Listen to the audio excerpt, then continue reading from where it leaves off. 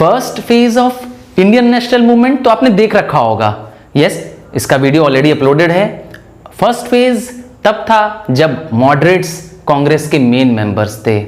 इस समय ये असर्टिव नेशनलिस्ट से अलग थे। ये अपनी बात को प्रेयर, प्लीडिंग्स और पेटिशंस के द्वारा मनवाना चाहते थे। बट 1905 में आया second phase of Indian national movement. ये फेज चला 1905 से लेकर के 1916 तक। तो आइए जानते हैं second phase of Indian national movement में क्या हुआ।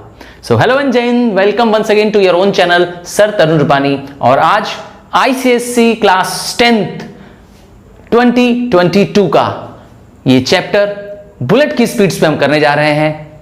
सीट बेल्ट बांध दीजिए, लेट्स बिगिन। तो लॉर्ड कर्जन, यस, सबसे खराब वॉइस रॉयज में, ब्रिटिश वॉइस रॉयज में इनका नाम आना चाहिए।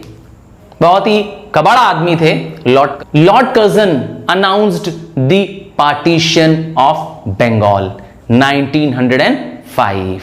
इसीलिए मैंने कहा लॉर्ड कर्जन सबसे खराब वॉइस रॉयज में से एक थे। क्या स्कीम थी पार्टीशन में, कैसे बांटा जाएगा? यस, बंगाल को दो हिस्सों में बांटा जाने वाला है। एक का नाम रखेंगे बंगाल और दूसरे का नाम रखेंगे ईस्टर्न बंगाल एंड असम। अब बंगाल में और ईस्टर्न बंगाल में क्या डिफरेंस है, पहले तो मैं आपको एक इमेज दिखाता हूं। जरा तस्वीर ध्यान से देखिए। छोटी लग रही है? चलिए आपके कहने पे इसको फुल स्क्रीन कर देते हैं। जो आपको रेड कलर का इमेजेस दिख रही है और ब्लू रंग का दिख रही है, वो सारी है western district of Bengal proper, Bihar, Orissa, और इनकी कैपिटल है कोलकाता। दूसरा पार्ट जो आपको ग्रीन कलर में दिख रहा है, डार्क ग्रीन और लाइट ग्रीन में दिख रहा है, यस, ये है ईस्टर्न बंगाल एंड असम, जिसमें eastern district of Bengal proper Assam लिया गया है और ढाका इसकी है कैपिटल। तो इस तरीके से ईस्ट और वेस्ट पार्ट में बंगाल को डिवाइड कर दिया गया। आइए, क्या कारण था पार्टीशन का?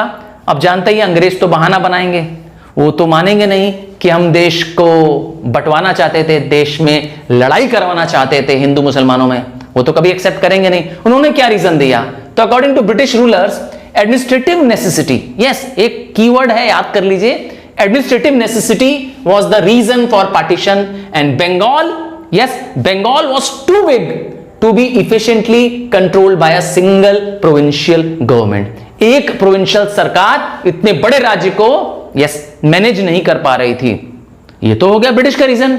अब आइए रियल रीजन जानते हैं, यस, क्यों हुआ पार्टीशन। पहला रीजन है बंगाल देश का नर्व सेंटर था नेशनलिज्म का। नर्व सेंटर दिमाग था, यहीं से सारा यस नेशनलिज्म, देश प्रेम निकल रहा था। डब्ल्यूसी बनर्जी यहीं से थे, सुरेंद्र नाथ बनर्जी यही थे, कांग्रेस का जन्म यस का उत्पत्ति यहीं पे हुई। तो इसलिए ब्रिटिशर्स को समझ में आ गया कि बंगालियों को क्या करो, लड़ाओ, इनमें जो देश प्रेम की भावना है वो कहीं पूरे देश में न फैल जाए, पहले इन्हीं कोई क्या करो, तोड़ दो। दूसरा reason, to curb the Bengali, yes, to stop the Bengali influence by reducing them to minorities. अब वो यस पावर में नहीं रहेंगे क्योंकि अब दो राज्यों में बट जाएंगे, आपस में ही लड़ेंगे। तो इनकी पॉलिसी बहुत आसान थी, फूट डालो और राज करो, यस, डिवाइड एंड रूल, ये ब्रिटिश की पुरानी पॉलिसी है। तो to divide the Bengal on the basis of religion, धर्म के आधार पे बंगाल को डिवाइड करना था। ईस्ट ऑब्वियस बात है मुस्लिम लोग थे, तो मुस्लिम मेजॉरिटी इलाका हो गया, जिसको आज भी हम बांग्लादेश के नाम से जानते हैं, यस, आपको पता ही होगा। और west Bengal, yes, Hindu majority. तो इस तरीके से अंग्रेजों ने क्या कर दिया, धर्म के नाम पे ही बंगाल को बांट दिया। अब क्या हम लोग कबूल कर लेंगे? क्या हम इसे सह लेंगे? नहीं, हमारे देशवासी इसका कड़ा विरोध करेंगे और इस स्ट्रांग अपोजिशन को कई तरीके से मनाएंगे। आइए पीपल्स रिएक्शंस को समझते हैं। 16 अक्टूबर जब ये इंप्लीमेंट होने था 1905 में, उस दिन को डिक्लेयर किया गया डे ऑफ मॉर्निंग, यस, रोने का दिन, दुख मनाने का दिन। मॉर्निंग, MOURNING, मॉर्निंग मतलब होता है crime. People fasted and organised hartals in Kolkata. पूरे कोलकाता में चारों तरफ हड़ताल थी। हड़ताल मतलब स्ट्राइक होता है। लोग वंदे मातरम सड़कों पे गा रहे थे और अपना दुख व्यतीत कर रहे थे। और क्या हो रहा था, रविंद्रनाथ टैगोर जी ने एक पोयम इसी के लिए लिखी, अमार सोनार बांग्ला, माय गोल्डन बंगाल। और तो और सबसे बड़े आश्चर्य की चीज, हिंदूज और मुस्लिम्स एक दूसरे को रक्षाबंधन, राखियां बांध रहे थे टुगेदरनेस और नेशनलिज्म के कारण। तो कहीं मत जाइएगा, वीडियो के अंत तक बने रहिएगा, क्योंकि मैं आपसे जो पूछने जा रहा हूं, किस लीडर को कहा जाता था शेरे पंजाब और किस लीडर ने कहा था every lathi blow on my body will prove to be a nail in the coffin of the British empire in India. Yes, video के अंत तक बने रहिए और आप जानेंगे कि असर्टिव नेशनलिस्ट में ऐसा कौन सा लीडर था। तो बिगिन करते हैं। क्या पार्टीशन ऑफ बंगाल हमेशा चलता रहा? नहीं, अंग्रेजों ने पार्टीशन ऑफ बंगाल को रिवोक कर लिया, वापस ले लिया 1911 में। बट 1911 में ही इंडिया की कैपिटल को चेंज कर दिया फ्रॉम कैलकाटा टू दिल्ली रहा था। द असर्टिव नेशनलिस्ट कौन है? ये असर्टिव नेशनलिस्ट, ये हमें जानना है। तो असर्टिव ही नाम क्यों रखा इनका? तो असर्टिव इसलिए है क्योंकि ये अपनी बात को मनाने के लिए active resistance of British rule करना चाहते हैं, अर्थात बोलकर नहीं, एक्शन लेकर। याद रखिएगा, वॉयलेंट नहीं, कहीं भी ये हथियार नहीं उठा रहे हैं, लाठी डंडे नहीं उठा रहे हैं, बल्कि वॉलेंट पॉलिटिकल एक्शन करना है, विरोध करना है, बैठ के नहीं, लेटरबाजी करके नहीं, बल्कि यस आंदोलन करके, पब्लिक को जोड़कर, मास मूवमेंट बनाकर यस अंग्रेजों का विरोध करना है। उनके हर काम में रोड़ा लगाना है, उनके हर काम को परेशान करना है, यस उनके हर एक्टिविटीज को रोकना है ताकि वो मजबूर हो जाएं उनकी सुनने के लिए। तो उनका एम तो आप जानते ही हैं, एक ही ऑब्जेक्टिव है असर्टिव नेशनलिस्ट का, वो है कंप्लीट इंडिपेंडेंस। उन्हें सेल्फ रूल नहीं चाहिए, यस डोमिनेंस स्टेटस नहीं चाहिए, पूरी आजादी चाहिए। तो ये कौन थे ये असर्टिव नेशनलिस्ट? ये वो यंग और नए ग्रुप ऑफ लीडर्स थे जो कांग्रेस के ही थे, but they did not approve of methods and ideologies of early nationalist. Yes, early nationalist की सोच से अलग सोच थी, अलग आइडियोलॉजी थी इनकी, और ये कंप्लीट स्वराज चाहते थे। यस, यही इनका अल्टीमेट गोल था, और वो भी मास एजिटेशन से, आम जनता को जोड़कर, यस जन जन को जोड़ करके क्या करना है, अंग्रेजों का विरोध करना है। इनके तीन मेन लीडर्स थे, लाल, बाल और पाल।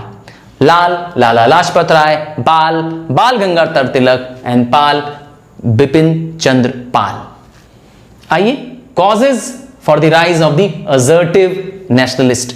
ये देश में असर्टिव नेशनलिज्म पैदा हुआ ही क्यों, इनकी जरूरत क्यों पड़ने लगी, सारा काम अर्ली नेशनलिस्ट ही क्यों नहीं करवा दिए?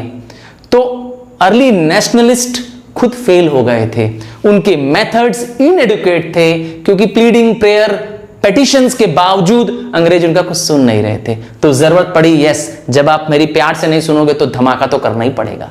यही हुआ ही, असर्टिव नेशनलिस्ट आए और उन्होंने अपने स्टाइल से, यस अपने एग्रेसिव और एक्टिव रेजिस्टेंस की मदद से क्या कर दिया, देश का पॉलिटिक्स ही बदल दिया। आम जनता को, स्टूडेंट्स को, लॉयर्स को, टीचर्स को, हाउसवाइफ्स को जोड़ दिया नेशनल मूवमेंट से। यस, यही इनकी खासियत है। तो पीपल रियलाइज्ड, लोगों को यकीन आ गया कि अंग्रेज सरकार, अंग्रेज रूल उनके भले के लिए नहीं है, वो सिर्फ हमारा खून नोचने के लिए, देश को बर्बाद करने के लिए है। फेलियर, और मैंने बताया था अर्ली नेशनलिस्ट फेल हो गए थे, उनके मेथड्स इनसफिशिएंट थे, उनके तरीके नाकाफी थे, और तो और सबसे बड़ा मुझे लगता है रीजन था, देश बर्बाद हो रहा था इकोनॉमिकली, पैसों से, आर्थिक स्थिति से देश दिन प्रतिदिन गरीब होता जा रहा था। और पुअर्स पीपल की तो और बुरी स्थिति थी, लाखों लोग, more than 90 lakh people died due to famines. Bengal में फेमाइंस आए और 90 लाख लोग मारे गए, और अंग्रेज सरकार ने किसी की मदद के लिए कुछ भी नहीं किया। और इसके उल्टा क्या किया, क्वीन विक्टोरिया के silver jubilee celebration to the throne को मनाने लगे। रानी को 25 साल हो गए हैं, उसका जश्न मना रहे हैं, और यहां देशवासी 90 लाख से अधिक मारे गए थे। और क्या हुआ, क्या रीजन था, तो need for the mass movement लोगों को भी समझ में आ गया। यस, इवन स्वामी विवेकानंद जी ने कहा था कि अब सिर्फ जनता ही क्या कर सकती है, देश को आजाद करा सकती है। अपर कास्ट फिजिकली और मॉरली डेड हो चुका था। पॉलिसीज ऑफ लॉर्ड कर्जन भी एक बहुत बड़ा कारण है। यस, लॉर्ड कर्जन ने जो पार्टीशन ऑफ बंगाल किया, लॉर्ड कर्जन ने कलकत्ता कॉर्पोरेशन एक्ट नाम का कानून पास कराया। इनके सारे कानून रिप्रेसिव थे। मुझे लगता है सबसे घटिया वॉइसरॉयज अगर मुझसे पूछा जाए तो उनमें से एक है लॉर्ड कर्जन। इन्होंने कलकत्ता कॉर्पोरेशन एक्ट पास किया जिसमें ब्रिटिश गवर्नमेंट को ज्यादा पावर मिल गई। इंडियन इलेक्टेड लीडर्स का पावर इन्होंने क्या कर दिया, खत्म कर दिया। और तो और इंडियन यूनिवर्सिटी एक्ट पास किया। इस एक्ट में क्या था, इस एक्ट में स्ट्रिक्ट कंट्रोल ओवर यूनिवर्सिटीज किया जाने लगा। अब यूनिवर्सिटीज को ब्रिटिश कंट्रोल में कर दिया गया क्योंकि उनको लगा यूनिवर्सिटीज में जो यंग लोग निकल रहे हैं वो नेशनलिस्ट लोग निकल रहे हैं। और तो और ऑफिशियल सीक्रेट एक्ट पास किया। तो ये पॉलिसीज, ये रिप्रेसिव मेजर्स देश में और आग पैदा करनी है और जोश पैदा करना है अंग्रेजों के खिलाफ। आइए अब कुछ मेथड्स के बारे में समझते हैं जो असर्टिव नेशनलिस्ट लगा रहे थे। इनके मेथड्स याद रखिएगा, अलग मेथड है। प्रेयर, प्लीडिंग, पेटिशंस, 3 P's को तो एकदम नहीं मानते हैं तो एक्शन लेंगे। उनमें से सबसे पहला तरीका था स्वदेशी करना। स्वदेशी मतलब होता है ऑफ वंस ओन कंट्री। स्वदेश, अपने देश का। यस, अपने ही देश के बने गुड्स का इस्तेमाल करेंगे, अपने ही देश में उसको कंज्यूम करेंगे। विदेशी सामानों का, इंपोर्टेड गुड्स का यूज नहीं करेंगे। इसीलिए इंपोर्टेड गुड्स को जलाया भी गया। और क्या किया गया, बॉयकॉट। यस, बॉयकॉट और Swadeshi, yes, they are 2 phases of the same coin. मतलब कि जहां स्वदेशी होगा वहां बॉयकॉट भी होगा। और बॉयकॉट का मतलब है त्याग देना। किसको त्यागना है, विदेशी कपड़ों को, विदेशी सामानों को। यस, अपने देश के सामान का यूज करना है। इससे हमारे देश में रोजगार पैदा होगा, इंडस्ट्रीज ग्रो करेंगी। असर्टिव नेशनलिस्ट ने नेशनल एजुकेशन को एक बड़ा हथियार माना।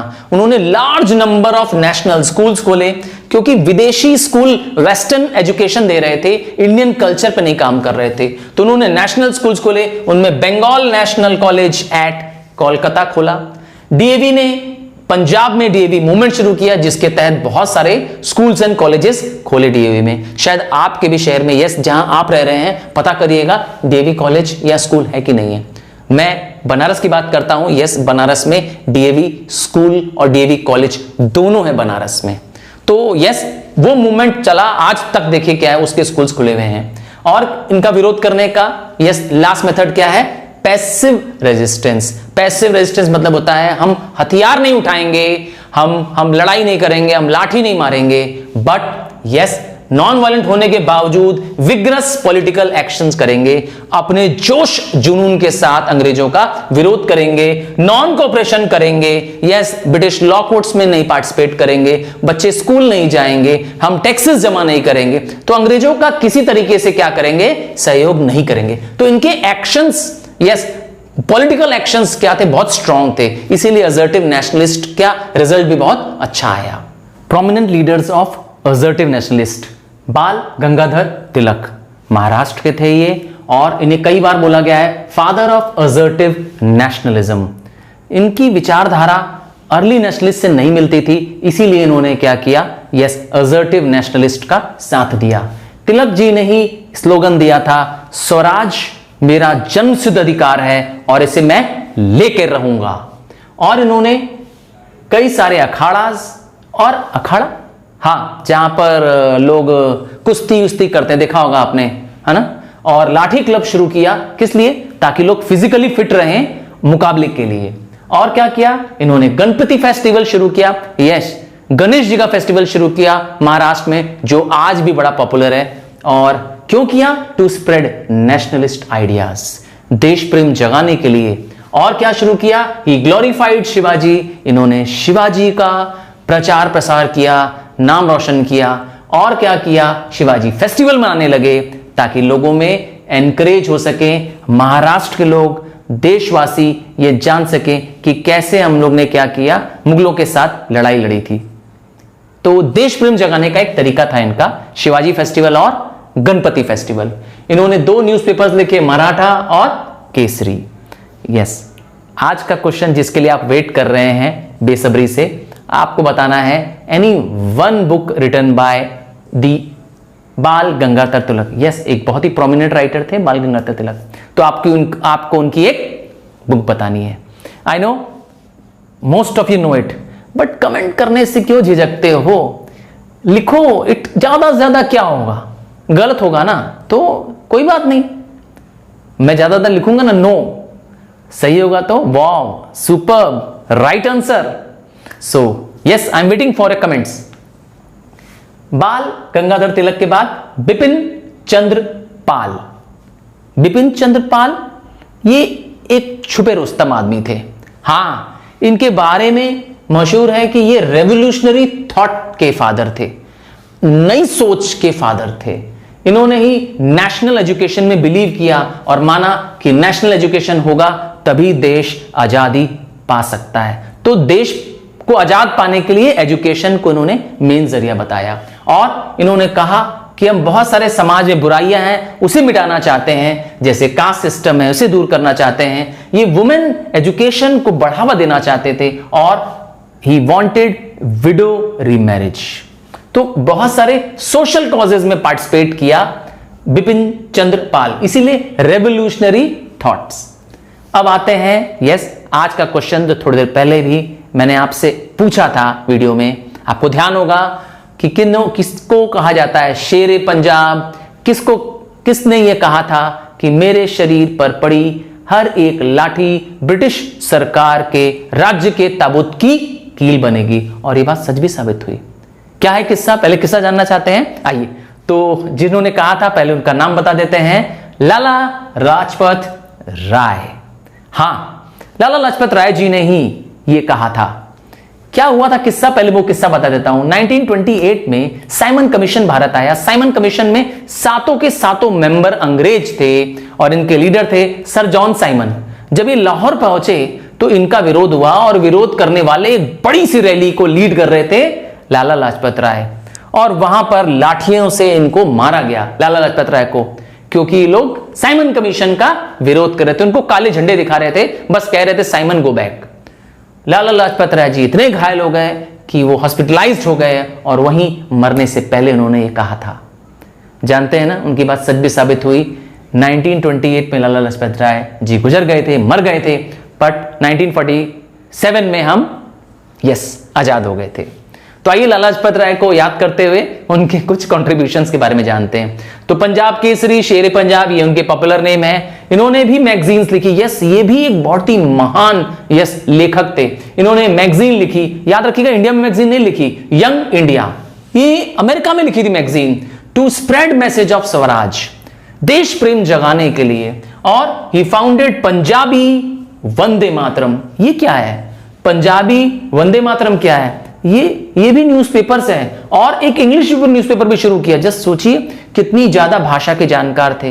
ये वंदे मातरम जो है ये उर्दू न्यूज़पेपर है, जबकि पीपल जो है वो एक इंग्लिश न्यूज़पेपर है। तो बड़े ज्ञानी आदमी थे लाला लाजपत राय जी। और लास्ट में he was associated with Arya Samaj movement. Arya Samaj movement को सपोर्ट करते थे और इन्हीं के साथ इन्होंने सेटअप किया बहुत सारे कॉलेजेस पंजाब में। इन्होंने ऑर्फनेजेस खोले, अनाथालय, ऑर्फनेज मतलब अनाथालय, हॉस्पिटल्स खोले और स्कूल्स खोले। तो इसी के साथ second phase of Indian national movement खत्म होता है और मैंने सारे चैप्टर्स को as per the latest syllabus 2022 को फॉलो किया है। और किसी भी चैप्टर को, हिस्ट्री नहीं, history, civics, geography, maths, physics, chemistry, try तो करिए, लिखिए। लाइट से आपको केमिस्ट्री में पढ़ना है इलेक्ट्रोलिसिस, जस्ट टाइप करिए electrolysis bye sir Tarun Rupani. हां, यूट्यूब में सर्च करके देखिए, I am sure you will get my videos on it. नहीं मिलेगा तो DM me, I will personally make a video on it and definitely upload on it. तो मिलते हैं अगले वीडियो में। Thank you for watching the video till the end. और इसी तरह से क्विकली बुलेट की स्पीड पे लेसन को खत्म करने के लिए मिलते रहिए मुझसे। और अगर सब्सक्राइब नहीं किया है तो फिर कहूंगा सब्सक्राइब करो sir Tarun Rupani. Class 10th ICSE board का एकमात्र सक्सेस की guarantee, one stop solution. So thank you, see you in other video, bye.